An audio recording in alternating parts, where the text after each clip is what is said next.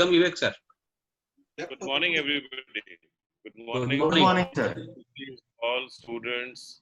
Fantastic. I'm sure you all of us will have a great beginning of a Saturday with Purnima Gupta. Is Purnima is here? Good morning, Vivek sir. Good Good morning, morning. everyone. Good morning, ma'am.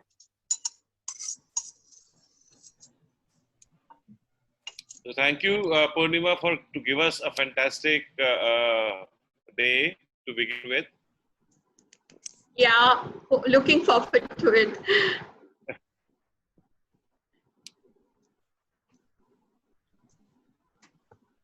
So I think this is the second time you are interacting with the students, isn't it? Yeah. Last time it was on time management. Today it is on stress management. And both of them are so interrelated. Yes.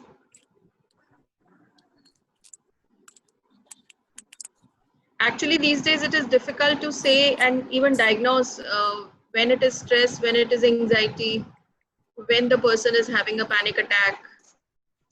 Yes.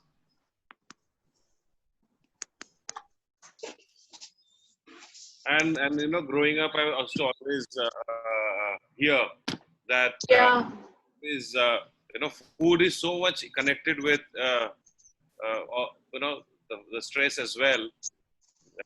absolutely. Because stress, either they were overeating or they were not eating. That's the reason, you know, our culture, all the festivals have food as a major part of celebration. You Yes. know, this, of course, season is one reason for that, but bringing people out of their stress zones, food plays a major role. Absolutely.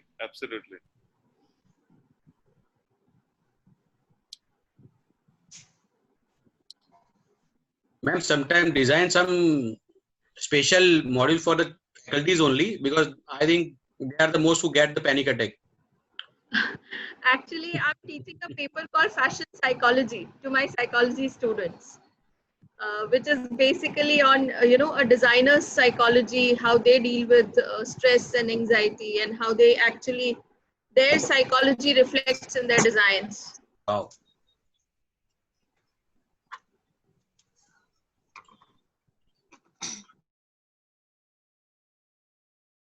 Ravi, are we about to start? And do we have all the participants, or are we waiting for more to join in? Manish, 368 students are available. Are we waiting for more, or we just starting the session? Manish. Yes, sir. We can start. Okay. Great, super. Over to you, Purnima. Thank you so much. Have a great time. Thanks, Vivek. Good morning, everyone. I hope we talk about stress interactively, because I'm sure each one of us has experienced stress in his or her own ways, in different situations, while you know, trying to cope up with something, while trying to say something, while meeting people everywhere. We all have faced some sort of stress. You know, the most important part about stress or stress management, the topic for today, is that we each have an individual definition for stress. So what stresses you may not be a stress for me, and what is a stress for me may not be at all a reason for your stress. So while there are general definitions which I'm going to talk about, a lot of it is going to be generic, and you will have to look at it from your own perspective, your situation, and then understand how it applies to you. Where can you bring the much needed change? How this can help you. So when we talk about stress, I'm sure the first word that comes to everybody's mind is pressure.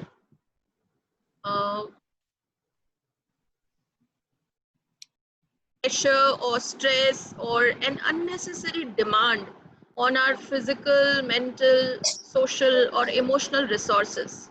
We always feel that something is being demanded from me which I am willing not to do, or which requires me to move out of my comfort zone. And here I would like to tell you all that comfort zone is not something where you are doing things comfortably. Comfort zone is also associated with the familiarity. Over a period of time, when you become familiar with a lot of things, lot of processes, the styles of work, the styles of conversations, how you portray yourself, that also ends up becoming your comfort zone.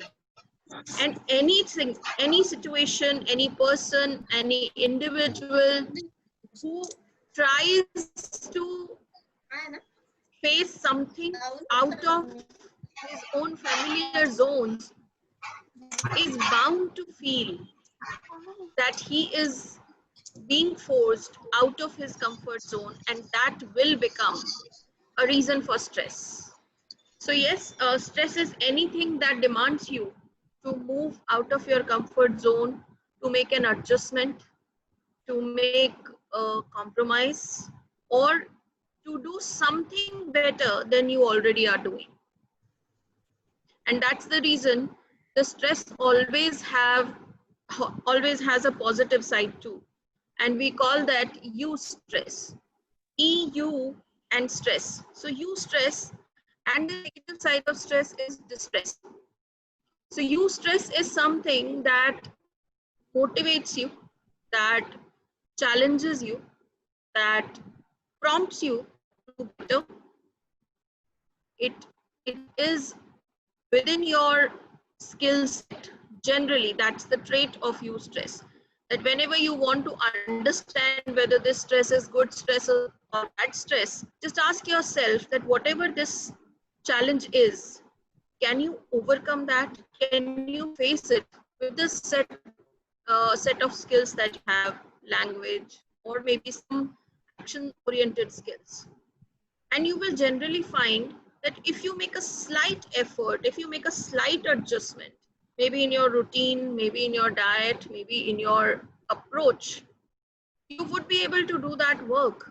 And that's where it's an indication that it's a eustress. It's a positive stress. This challenge is there in your life so that you move out of your comfort zone and try something new. It's there to make you better.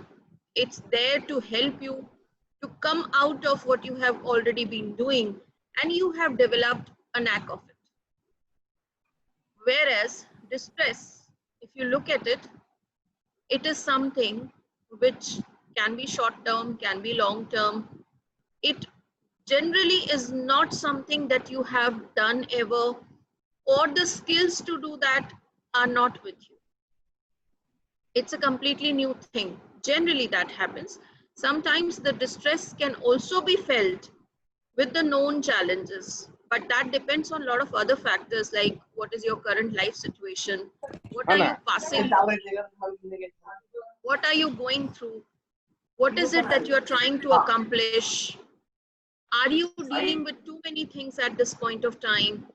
So a lot of factors decide whether the distressing cause would be a familiar one or an unfamiliar one.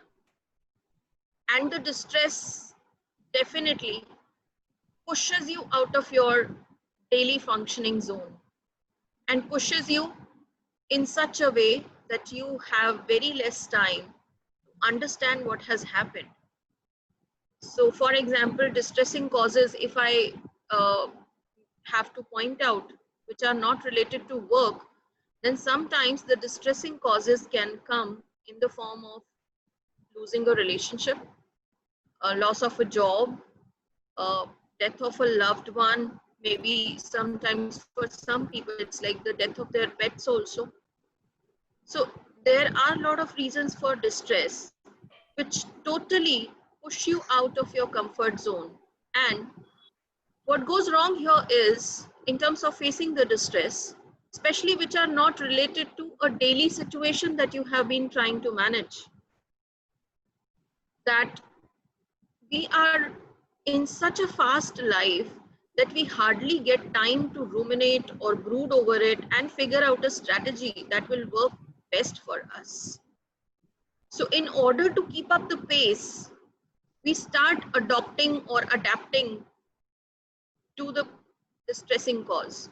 Now, how do we adopt?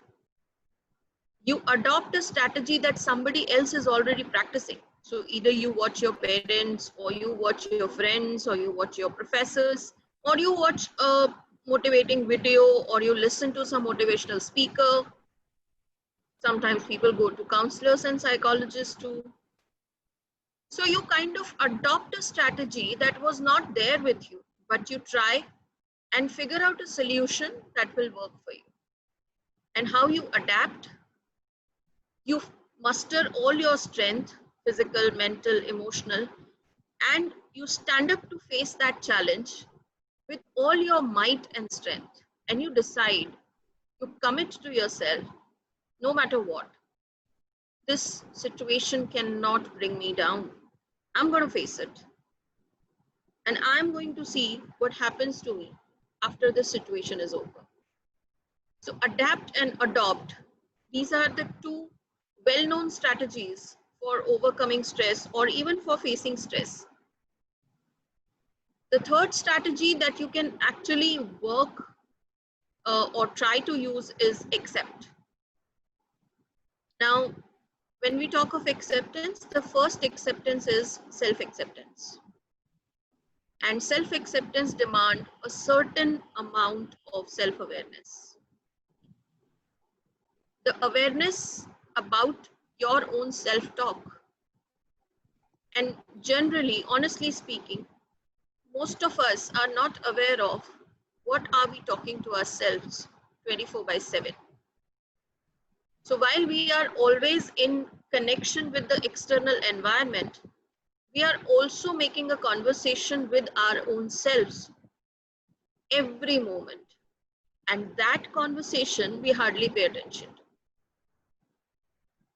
But there lies the key for our transformation. There lies the key for our success. If you can understand what is your self-talk, and generally it's critical, generally it's shaming, generally it is criticizing. Very few times we encourage ourselves, we motivate ourselves, we pacify ourselves. But most of the time, the self-talk is all about judgments, all about criticisms. We constantly criticize ourselves in our own minds, and that too with a broad smile on our faces, which the world gets to see. So while you see a confident person walking around, you don't know how he's criticizing himself and for what he's criticizing himself. So self-acceptance can only come when you're aware of the self-talk and you accept yourself in totality without any judgment. When you have a very clear picture of what your strengths are, what are your weak zones, and how are you going to work on your weak zones? Of course, it's not an overnight change. It takes persistence, perseverance, resilience, and practice. Practice is the most important thing. You cannot say that I observed myself for 10 days. I tried not to be critical towards myself, and yet after 10 days, there's no change. So you have to understand that your own acceptance goes a long way when it comes to accepting the challenges outside. Because once you have accepted the challenge of a situation, of a problem, the stress is automatically reduced by 30 to 35%. Because once you are in acceptance of a situation, now you will try to figure out how to solve this problem. And a problem which you attentively try to resolve is a problem which is already half resolved. When you attend a problem, when you try and define the problem, do not look directly at the goal that you will achieve at the end of it. Look at the process that is involved there. Define every process, define every step meticulously. And then you will be able to solve the problem. So accepting the stressful situations reduces your mental stress by almost 60-70%. Because then your physical energy can be very, very focused towards solving the problem and not fighting against it.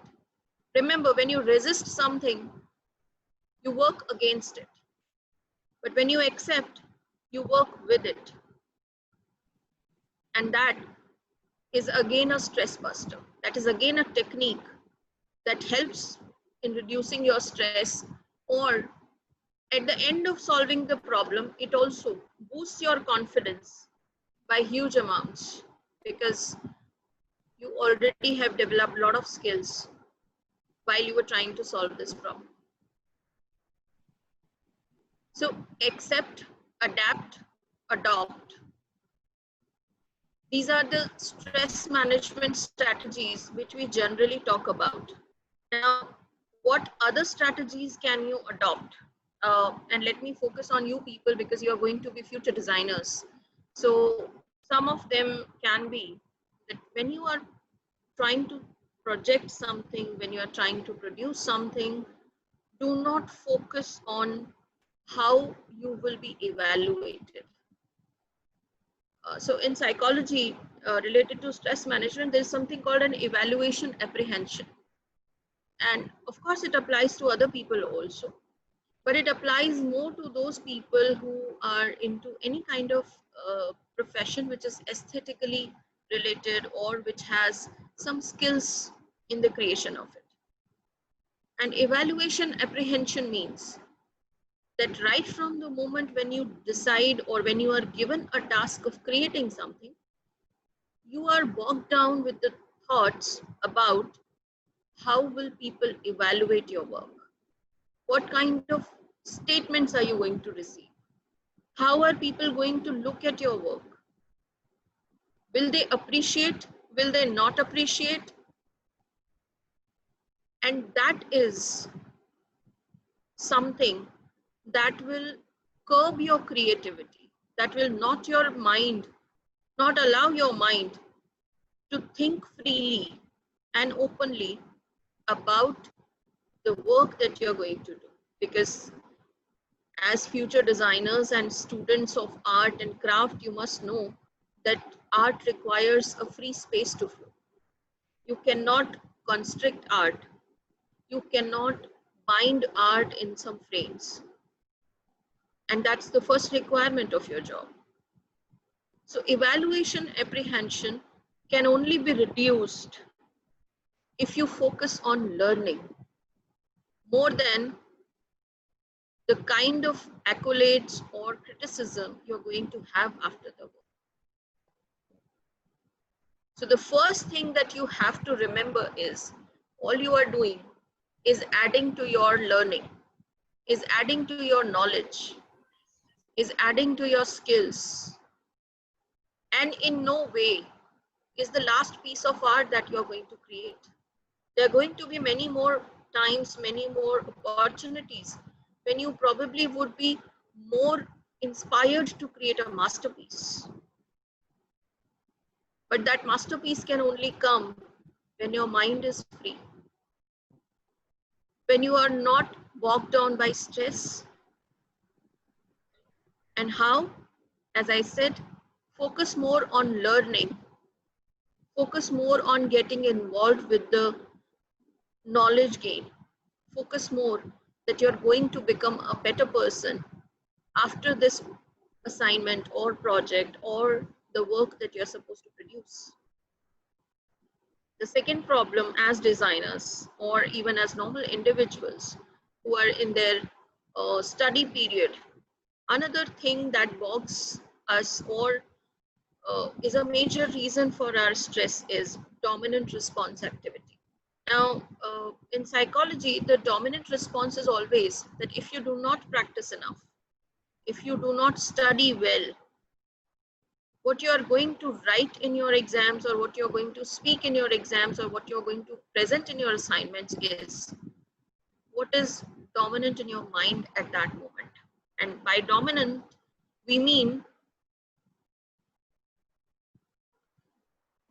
that there are certain things which are going on in our mind which we are bugged up by. For example, suppose you have an exam tomorrow. All you are supposed to do is focus attentively on preparing for that exam. Read, practice, ask yourself how much you're prepared. But you are bothered about something that has not gone well with your friend. Chances are that tomorrow when you will go for the exam, your mind would be flooded with thoughts about your friends and not with your exam. But since both are distressing causes, you will experience double amount of stress. One, you are not well prepared for the exam. Two, your friend is still not out of his crisis. And this will impact your performance in your exam in a huge way. So you all have to understand that any given point of time, there is always a dominant thought in your mind. And that dominant thought generally decides how will you perform in a situation? How will you talk to the other person? How will you connect to people? So it's important that you be aware of what is running on your mind right now. You know, very coolly people ask, what's on your mind? But if you go to the depth of this question, this is a very important question. What's on your mind? Because that is going to decide your performance, your interactions, your connection with people, your awareness, everything. Many times in a situation, you experience stress because you are not present to the situation 100%. Something else is running through your mind, and in the middle of it, you face another situation which is quite challenging. And then you question yourself, why the hell am I being forced to face this situation? And that is where you start experiencing the stress. So be aware of your dominant response, and the best way to do that is mindfulness. Now, of course, I know you people are the internet users. You definitely are aware of what mindfulness is. And I would sincerely request you all to practice mindfulness, because mindfulness is not a meditation. Mindfulness is what I said earlier. Be aware of who you are, what you are doing, what you are saying, and why are you doing or saying that. That is exactly mindfulness. Be mindful of what are you saying or what are you doing and why is that happening. Are you conscious of what you are saying? Are you aware of the repercussions or the rewards that your action will bring to you? Are you still performing that action because you are aware and you want to perform like this or you want to speak like this? And that is mindfulness. And that mindfulness is going to help you a long way when it comes to understanding the dominant response in your mind.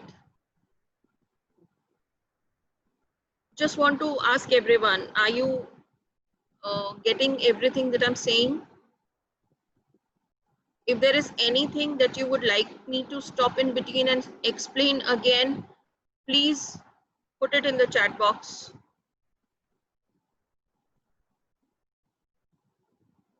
Okay, so evaluation, apprehension, and dominant response, these are the two things that add to our stress and stress management both. Now, both are not very different. You know, once you are stressed, you definitely have to look out for ways to manage your stress. And I'll come to that later. Let me just complete one more thing. There's something, dominant thoughts. Okay, so Juhi, can I ask you right now what is going on in your mind? What are you thinking about?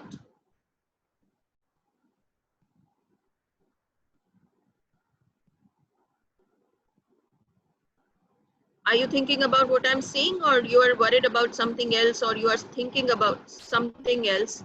Yes, Suraj, I'm repeating that last point only. So Ma'am, dominant. Yeah, but Juhi. I'm not understanding what is mindfulness, because it's like, how do we know what is going on in your mind? Because there are lots of thoughts going in your head, and you can't understand what is dominating right now. So it's confusing. So Okay, so I'll simplify this for you. What is dominant? Now, dominant thought, as I asked you, what are you thinking about right now? So while physically you are present in the lecture here, are you mentally also present in the lecture? Or are you really thinking about something which is perhaps related to a friend, perhaps related to your family, or perhaps related to something else? So while physically you might be present at one particular place, not necessarily you are mentally also present there. And that tells you what is your dominant thought at that moment. I'm sure you all must have had those moments while studying that the book was there right in front of you, open. You started reading it, and after 10 minutes, you were thinking about something else. And that thought became so dominating that for next 1.5 hour or 2 hours, you were just going on in spirals thinking about that particular thought, whereas physically you were sitting with a book open. yes, ma'am. So that is what we call about dominant thought.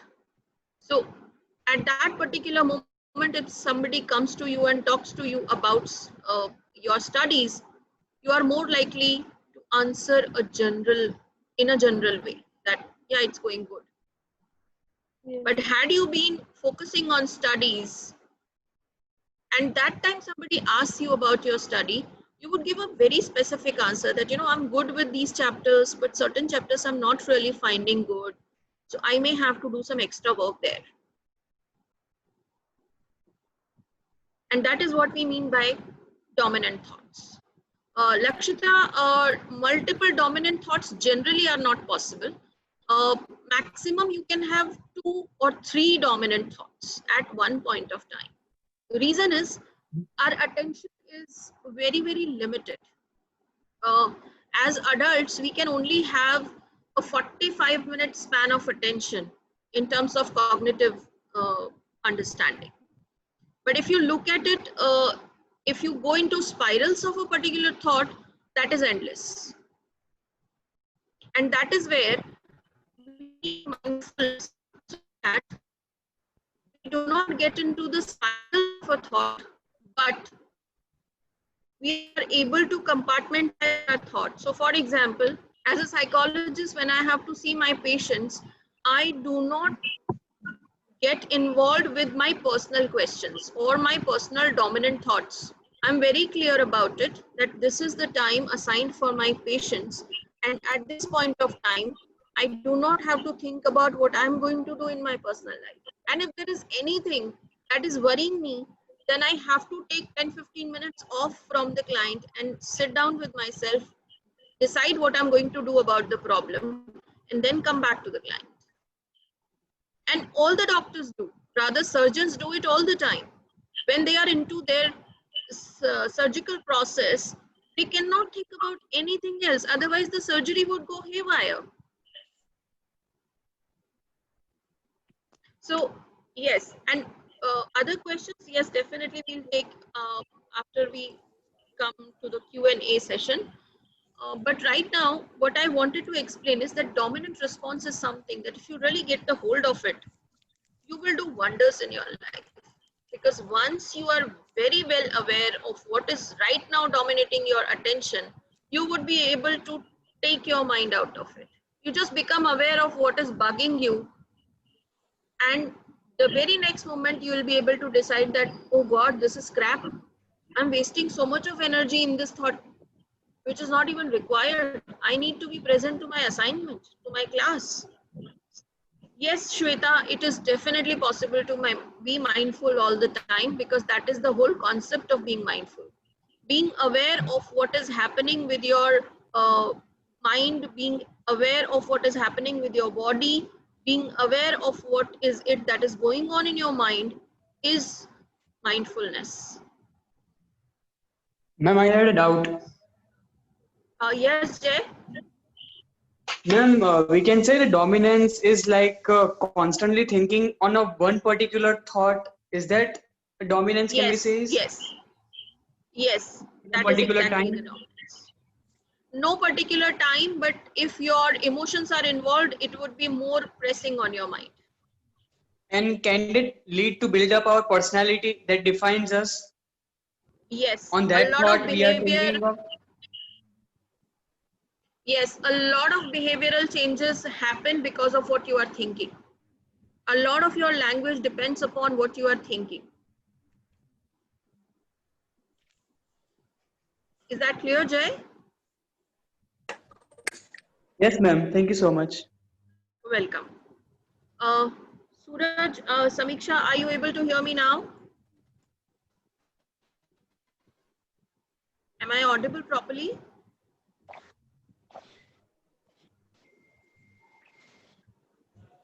Yes, ma'am. Okay. Yes, ma'am. Yeah, thank you. So moving on, now there is third process or a third term, I would say, which we observe as, that is called negativity bias. Now negativity bias is, I think you all understand that human beings are more prone, rather more skilled in remembering everything said to them in a negative way. They'll easily forget if something is told to them positively. But one negative glance, one negative word, one derogatory remark, one moment of ignorance, we are always going to remember that. And this is called negativity bias. But you know, how we psychologists look at this negativity bias, we feel that negativity bias is the best way to be good at something.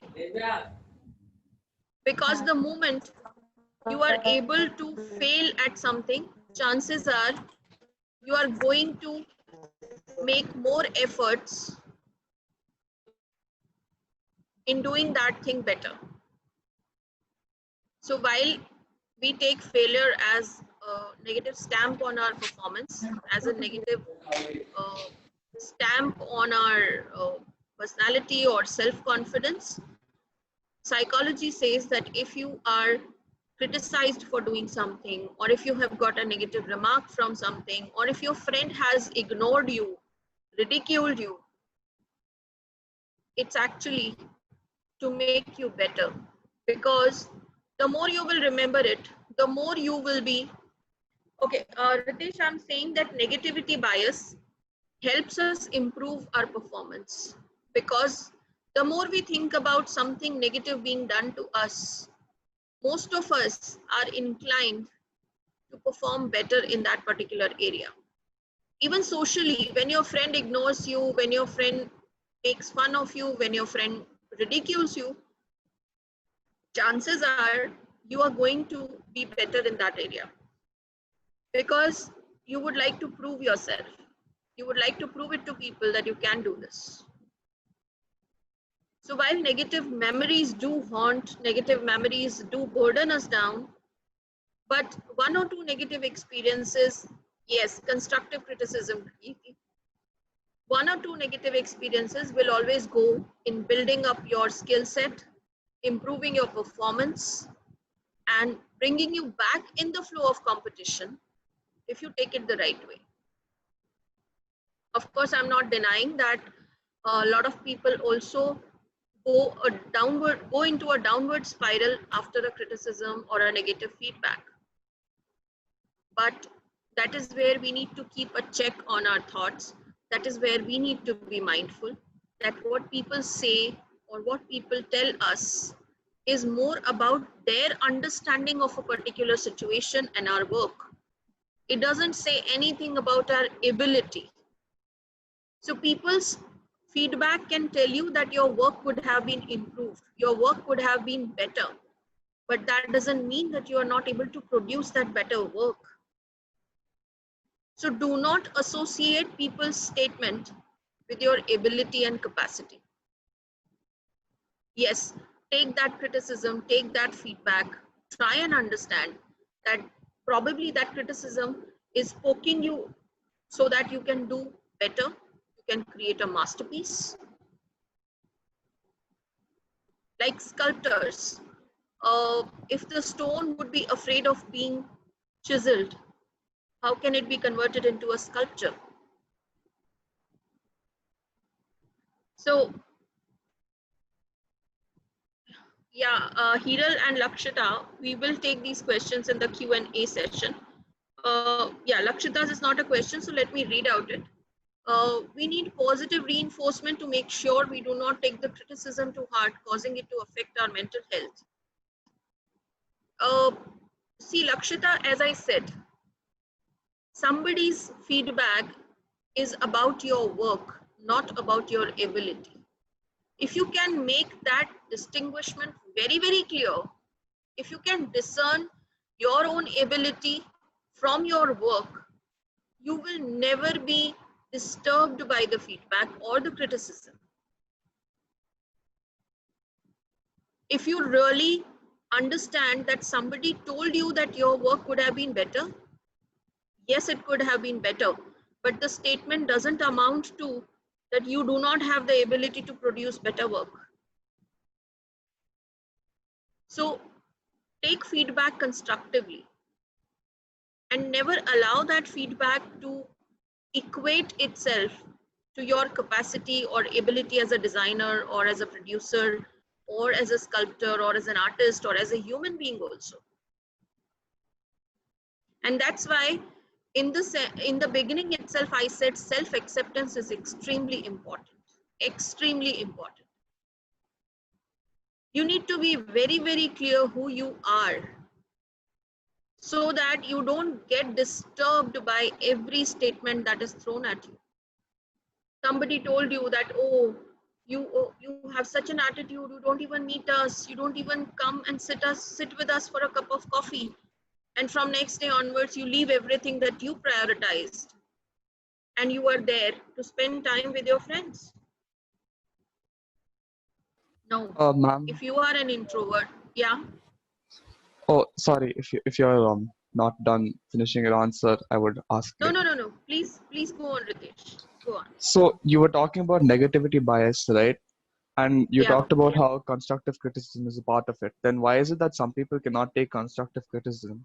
And how is it possible to let them know that they are only trying to help and you're not trying to hurt their feelings in any way?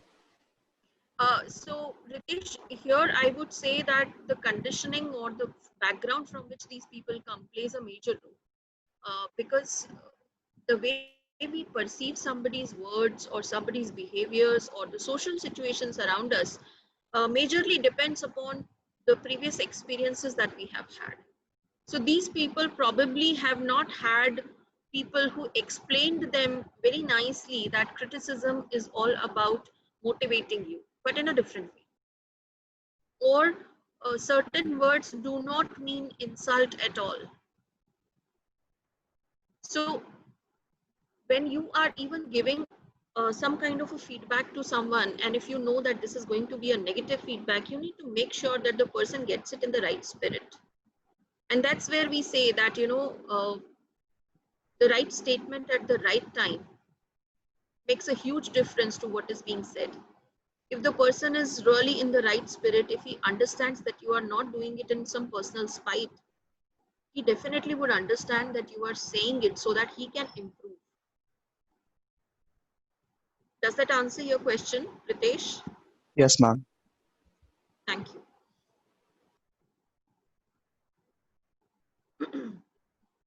Okay, so one or two more things that I can actually tell you about stress management is one, like I said, self-acceptance is important. Other thing is prioritizing yourself over others, over everything. Now, some of you may question me that isn't it being selfish? I'm sorry, but a little amount of selfishness is required. You cannot be an all giver, because that will deplete your resources, that will deplete you emotionally. And behind every giver, there is always some desire to get back something. Selfless giving is an ideal concept. It's an ideal construct rather. Even when people do charity, even when people try to give time to everyone, it is because they want to spend some time with us. The motives may not be negative, the motives may not be damaging or destructive, but there is always a motive. So always prioritize yourself. You can only do good to others when you are good to yourself.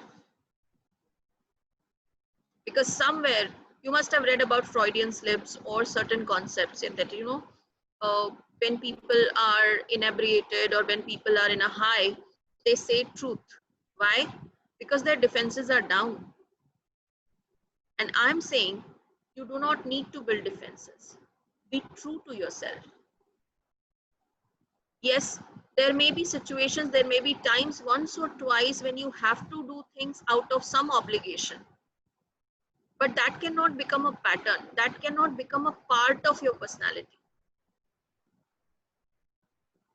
95% of the things that you should do must come because you decide to do them like that, because you want to do them like that. Now, be it anger, be it telling some good things to someone, be it creating your best work, be it submitting your assignment, be it attending your classes, be it talking to your family or friends. You need to be very, very clear how you want to be in all these situations. And that is what self-awareness is all about. I think there are a lot of questions coming. So can we take questions?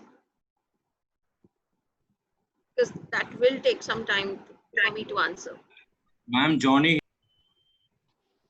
Yes, Johnny? We'll be taking questions from 10:20, I guess. Will that be enough time? Because the questions are many. Ma'am, we'll cut That we down to also some don't major know that. questions. We are doing that. Okay. Sure. So while prioritizing oneself is an important part of reducing your stress, the other technique that you can actually apply is identifying your own self-sabotaging tendencies, your self-defeating behavior. In your language, what you call stop playing the victim. Always remember, you always have power to create your own life. In no situation, you are helpless. You're only helpless mentally. You only are helpless when you think that, okay, I think I cannot do anything about this situation. So even this is a choice you are making. Many people ask me when I tell this to them that how can I be responsible when I'm saying that, I don't think I can do anything about this situation. And I always say, because now you are not ready to explore further. You are not ready to explore your own skills. You are not ready to explore the situation further, nor are you able to move out of your comfort zone, figure out how the situation can be resolved.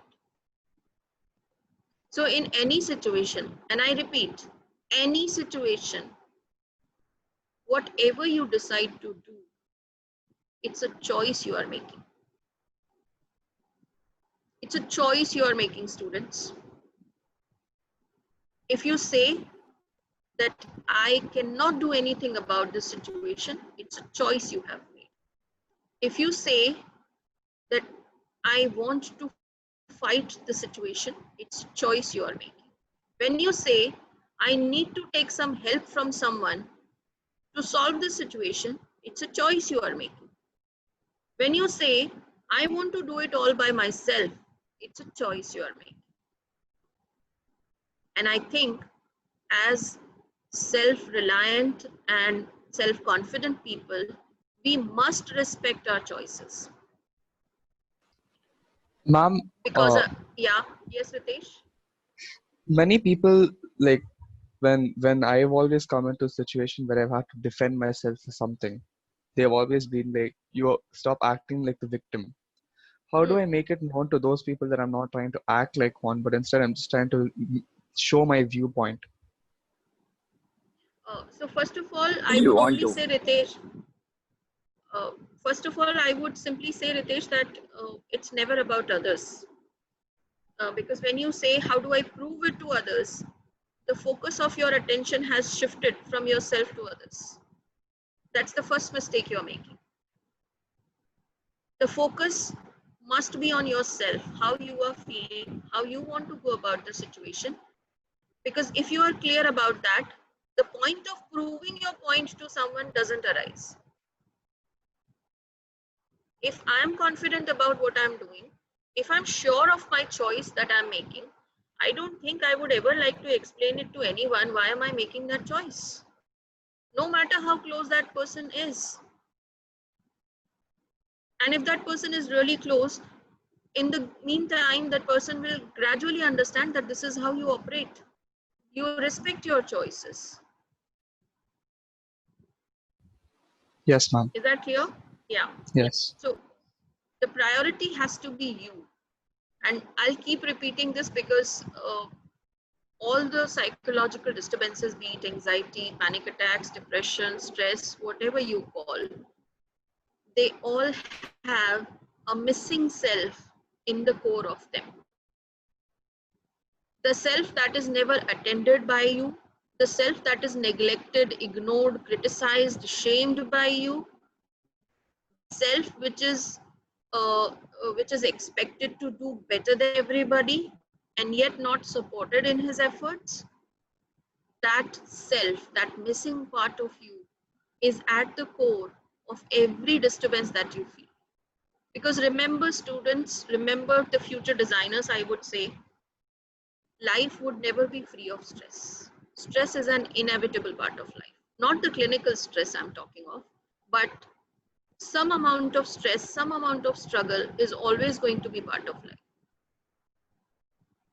And if every small change in situation makes you feel bogged down by stress, then the question is not about the situation or the skills. The question is about your perception, your perspective.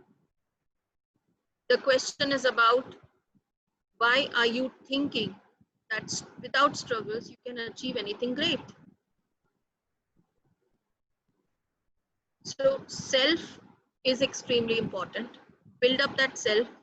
Be sure of the choices that you are making and always stand by your choices.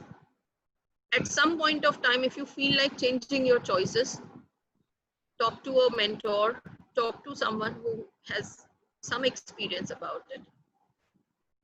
Never be afraid of asking help. It's not a sign of weakness. It's a sign of self-confidence that you are clear that you will need somebody's help to do this work. Is that clear? So far, whatever I have said, do you want me to explain anything again?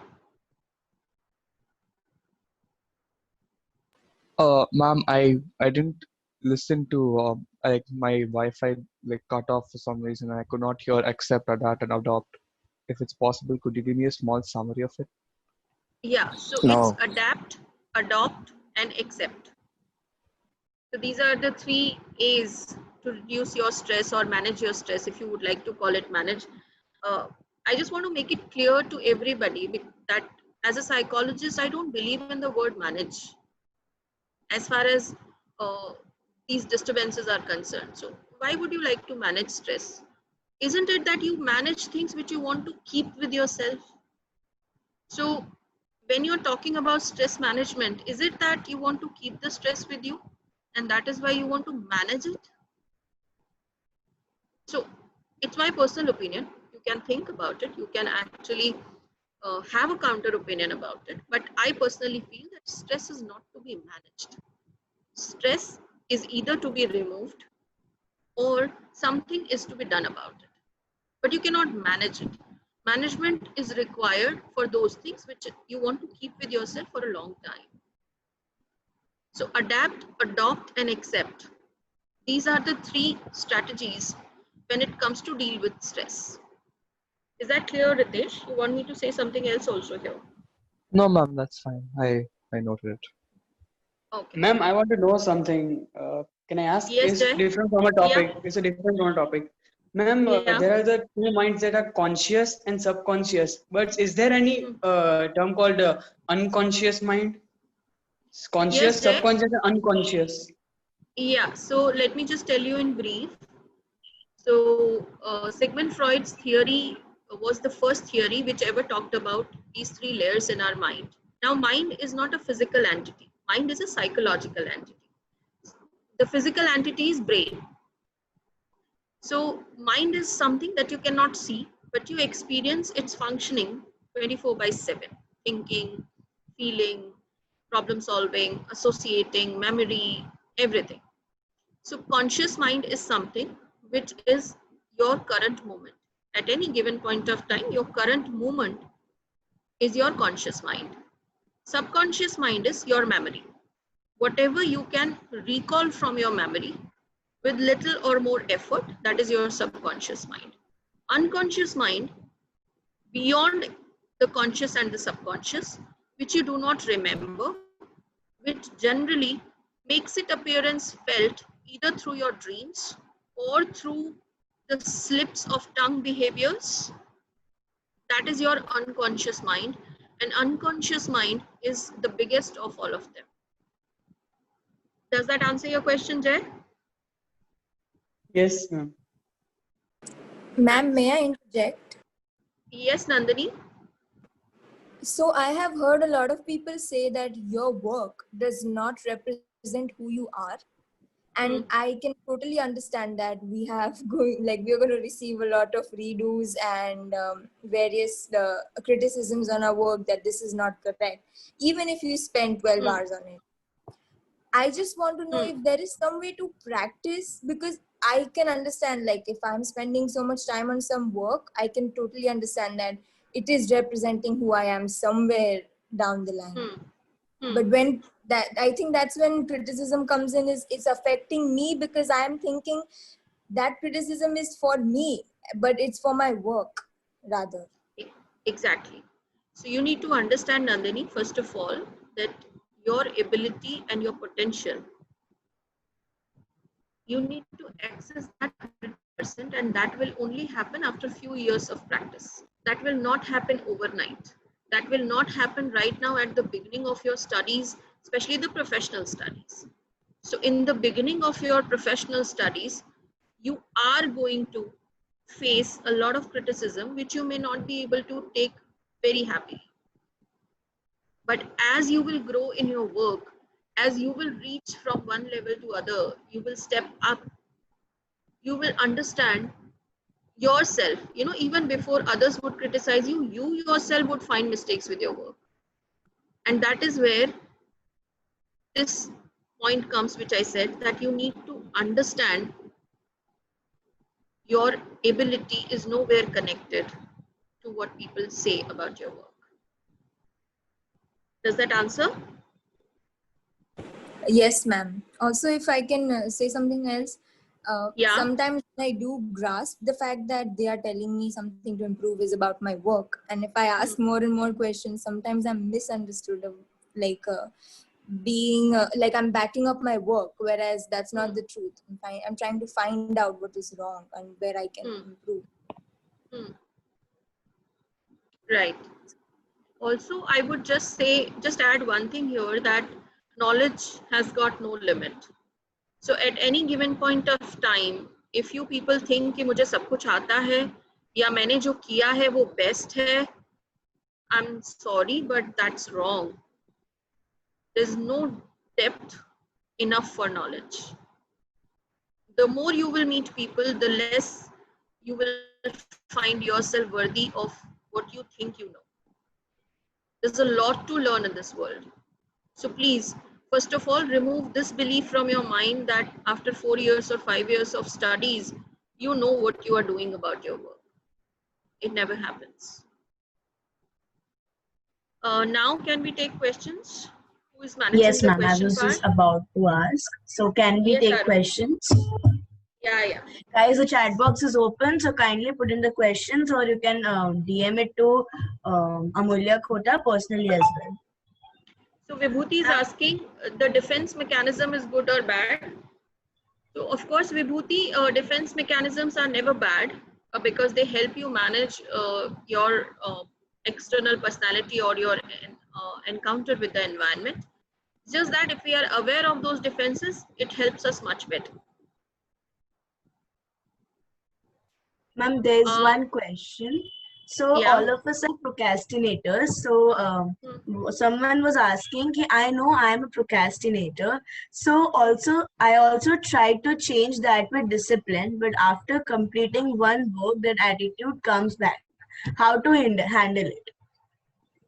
I think procrastination only comes when you think that any work is below your capacity or you are not interested in doing that work. So I think it's more about questioning yourself that what kind of an attitude you have towards that work, or it could also arise from your overconfidence about yourself that I have a lot of time. Third reason can be about procrastination is not everybody is a planned or meticulous performer. There are a lot of people who are 11th hour person. So that's why I always insist on self-awareness. That if you are aware that you are an 11th hour person, then be clear that you will finish the work, but only at the 11th hour. So there are a lot of reasons to understand why you are procrastinating, either out of your disinterest, or you feel that the work is not worth your attention and time, or you feel that, oh, I can do better than this, so I'll finish this work in just 1 hour. Why to waste time on this? So you need to ask yourself, what is your approach towards that task or towards that work? And I think you will not procrastinate if you have the answer. Ma'am, the next question is from Niharika. Yeah. I have been becoming more self-aware and keeping myself first instead of others in my priority list. But sometimes people take it as me being rude to them. How to balance self-priority without becoming or coming as rude? So, one, you need to understand that in any interaction, there are two parties involved. One is you, other is the other person. All you can be responsible for is how you behave. You cannot be responsible for what people understand. So your job is to tell them very clearly what you're going through and what are your priorities right now, and how they understand it. You cannot think about that. You cannot do the thinking for them.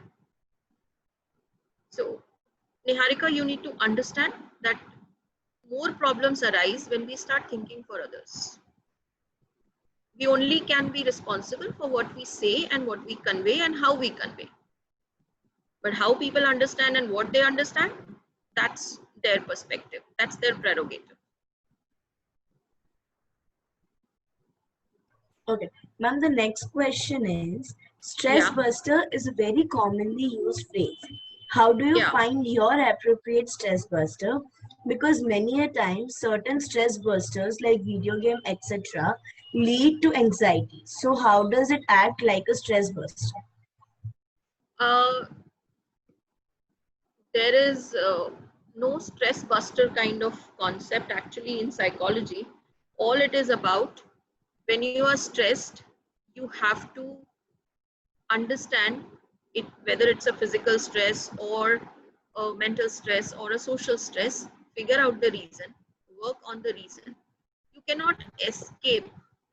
Playing video games, talking to friends, these are all escape routes. You cannot escape from facing the situations. If you are not facing them today, tomorrow they may grow big, and then you might be forced to face them all together. So if you want to relax, then I think the best way to relax is connect with nature, sit down with yourself doing nothing, or maybe write a journal, or maybe listen to some music or practice something that you generally do not do, but you like doing that.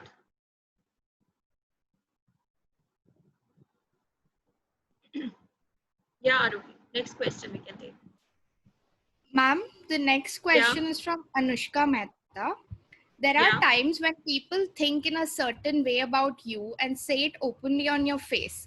And because of these, we start getting influenced by their opinions and start thinking the same about ourselves. How do we stop that? Now, this simply is an indication that you struggle with acceptance issues, that you feel that to be accepted by other people, you need to, comply with what they are saying or say yes to what they are expressing. Or if you express your own opinion, you will be rejected.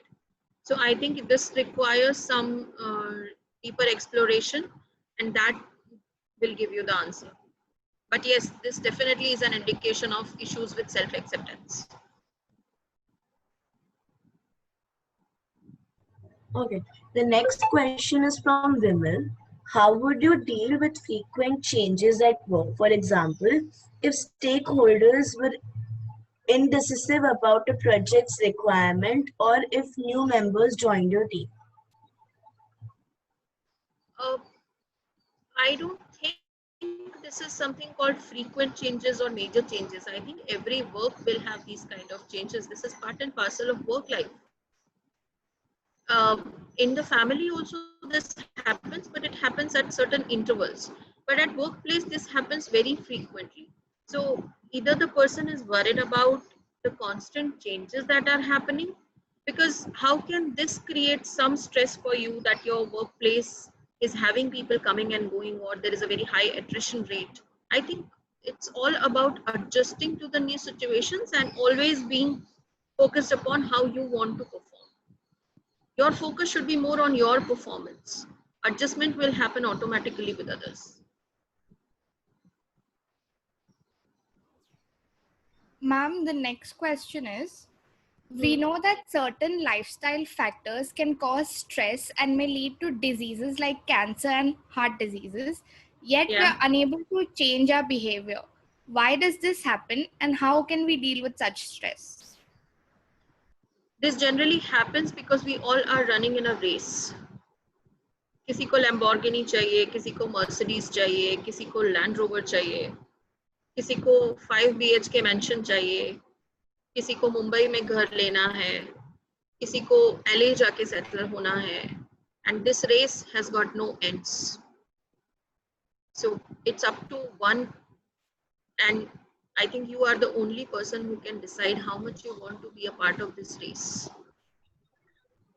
How much are you going to invest your energy after those things which have got very limited life?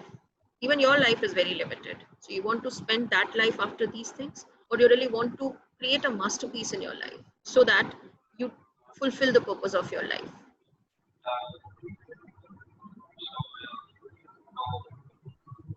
Ma'am, the next question is from Anjali. Yeah. Ma'am, sometimes there are personal problems which are deep-rooted and unsolved, which make us feel stressed. How to cope with it? Simple thing, Anjane, contact a psychologist or a counselor, because deeper issues require longer discussions and explorations.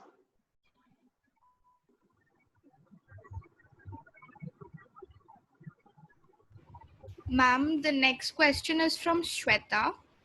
If we always think about ourselves, isn't it is also important to understand how others feel and are affected by what we do and what we say? Is it important to do something about it? Honestly speaking, if you do not understand yourself, you can't understand others either. When we are training to become psychologists, we are supposed to undergo our own self-analysis as a part of our training. The simple reason is, if we do not know how it feels, what kind of thoughts we are dealing with, we simply cannot understand what our patients are going through. And the same thing applies to each one of us. If you do not know how you feel in a particular situation, if you are not connected with yourself, all you are doing with others is guesswork or some social conditioning. that if the expression on the face is like this, it means anger. Now, this is a social conditioning. How do you know that the person is really angry? Only when you know how you feel when you are angry. So it definitely doesn't take you away from others. It makes you more empathetic towards them.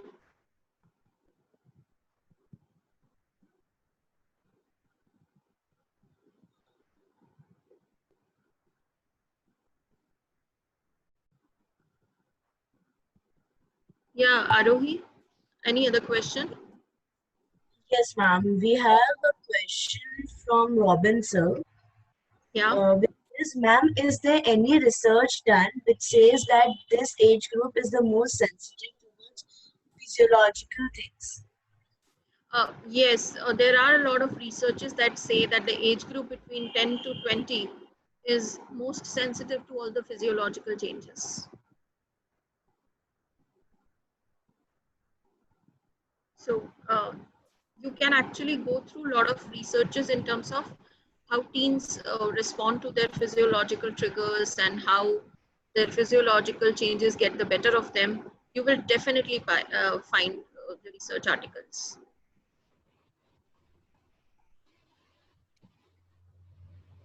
I think this question, this is Vivek here. Yeah, Vivek. Yeah, so I think the last question is very interesting because it's kind of research based, and Yeah. you know, the more they will read about it, the more they will understand. One of the things that came to my mind while going through, you know, your entire kind of perspective that you provided to the student is one is physiological and one is psychological also. So, Yes. like, you know, the interesting part about you gave a lot of example about artists and designers. Yeah, the way we look at things and the way you also gave an example of you know, the stone. If the stone feels that you know, can't be carved. On the other hand, the artist actually sees the object inside the stone before carving. Right. So it's a lot of you know, controlling your own senses. The five senses that we have. How do we control those kind of five senses? And also art and design both are very iterative process. So it never stops. And that is why I kind of feel that, you know, the paradigm shift is continuous in this field. Absolutely. And we are currently going through a paradigm shift. Yeah. And somehow I feel more than up till the age of 20, people who are beyond that are going through major paradigm shift in their way of work and everything. Yeah. Yes. And they also, and probably they are also not been able to give so much of attention to this young population of India. And if I don't know how this can come close to each other and we can narrow the gap between communication that you said. Communication is extremely important. Yes. Between people. How do you think this paradigm shift is going to affect the young population, the young learners, that they come out of? They enjoy the change rather than getting stressed about the change. Because one, these youngsters view any kind of change or go through any major change, they feel ab piche wala nahi face karna padega. So for them, it's an escape route. Any change in the situation gives them a sigh of relief ki chalo, picha chhuta. Because physiologically also they are not designed in a way where they can focus more on a problem in a totalistic or, you know, collectivistic manner. They generally want instant gratification. They want things immediately. Waiting for the results is very difficult in this age. So that is one thing which this situation, this pandemic is going to teach all of us, that what is at your hands is the most important object for your attention. And that's where it begins. I think that is going to be the major paradigm shift, that we value what we have and we give our heart and soul to what we are dealing with, instead of living in a fantasized imagination that, you know, I'll do this and tomorrow this will happen and the day after life will change forever. Is that what you intended to say, Vivek? Yes, or yes, yes. Thank you. Thank you so much, actually. Yes.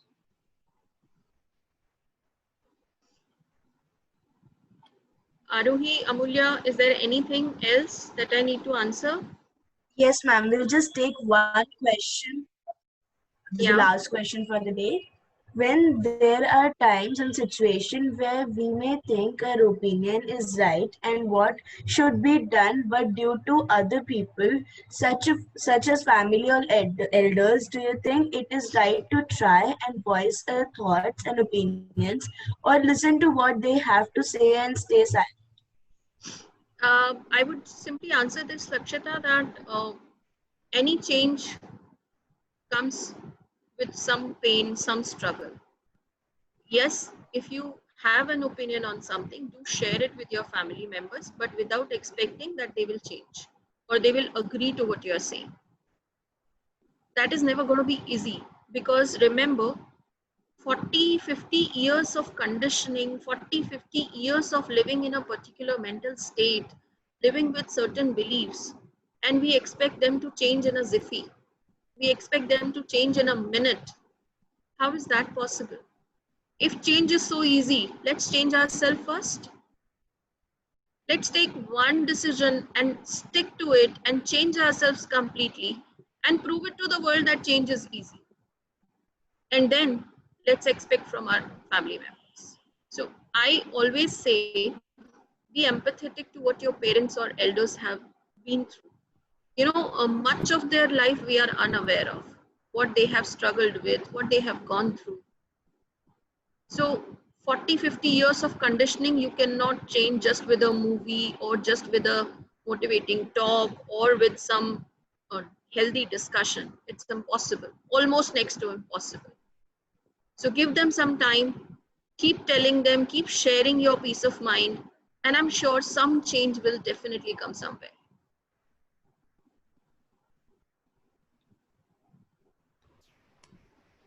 Thank you so much, ma'am. This was indeed an enriching and engaging session. I'm sure we've all learned a lot from you today, and we're looking forward for some more fun and exciting interactions with you in the future. Definitely, Amulya. Definitely. It was nice talking to you all. It was such a pleasure to actually, I kind of, got glued on to everything that you were saying. And it's not age specific what you were saying. It kind of, goes through, we are all going through this, Yes. whatever you said. And that is the beauty of it. Thanks, Vivek. Thank you so much. Let's hope that we meet in the campus soon. Yes. Yeah. Thank you so much. Absolutely. Yeah. Thank you so much. Chaliye. Okay. See you then. Thank you. See you. Yeah.